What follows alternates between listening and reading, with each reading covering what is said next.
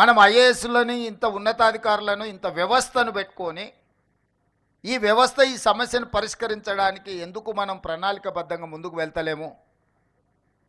ఇది ప్రభుత్వ పరంగా మనం ఆత్మ పరిశీలన చేసుకోవాల్సిన అవసరం ఉన్నది. పిల్లలు అకాడమిక్ ఇయర్ స్టార్ట్ అయినాక పుస్తకాలు రాకపోతే 6 నెలల తర్వాత మనం ఇస్తే ఏం ప్రయోజనం? ఆ స్కూల్ పిల్లలకి ఇవ్వాల్సిన స్కూల్ డ్రెస్సులు విత్ ఇన్ ద టైం ఇవ్వకపోతే వాటి ప్రయోజనం ఏంది?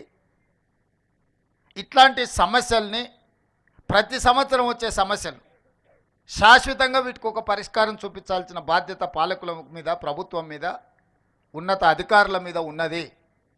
ఈ బాధ్యత నుంచి మనం తప్పించుకోలేము, ఈ బాధ్యత నుంచి మనం పారిపోలేము. ఈ బాధ్యతను సామాజిక బాధ్యతగా మనం తీసుకోవాల్సిన అవసరం ఉన్నది. అదేవిధంగా నిన్న మనం చాలా హాస్టల్స్ వీటిలో ఫుడ్ పాయిజన్ అయినట్టు పిల్లల్ని హాస్పిటల్కు తీసుకెళ్ళి ఈ మధ్యకాలంలోనే ఒక అమ్మాయి చనిపోవడం అనేది ఆ తల్లిదండ్రులకు ఎంత బాధ ఉంటుంది.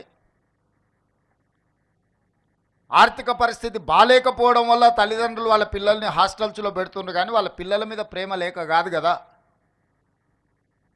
వందలాది కోట్ల రూపాయలు సంపాదించిన తల్లిదండ్రులకు వాళ్ళ పిల్లల మీద ఎంత ప్రేమ ఉంటుందో, రోజు కూలీ చేసుకున్న పేదవాడికి కూడా తన కన్న బిడ్డల మీద అంతకంటే ఎక్కువ ప్రేమ ఉంటుంది తప్ప తక్కువేం ఉండదు. శ్రీమంతులకు వాళ్ళ పిల్లల పట్ల ఎక్కువ ప్రేమ ఉంటుంది, పేదలకు ప్రేమ తక్కువ ఉంటుంది అన్న భావన సరైనది కాదు.